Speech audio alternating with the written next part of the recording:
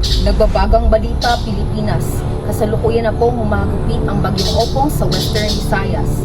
Inaasahan ang matinding pagbaha at malakas na pag-ulan. Kaya mahalagang paalala mga kababayan, tayo po ay mag-iingat at lumikas ng maaga. Maging handa, mapagmatsyag at alerto. Fake news talaga? Araw-araw, bagyo? Iay talaga. Ano ma? Ha? Anong baha? Ma, hindi kita maintindihan. Hello? Ma? Ma? Ma?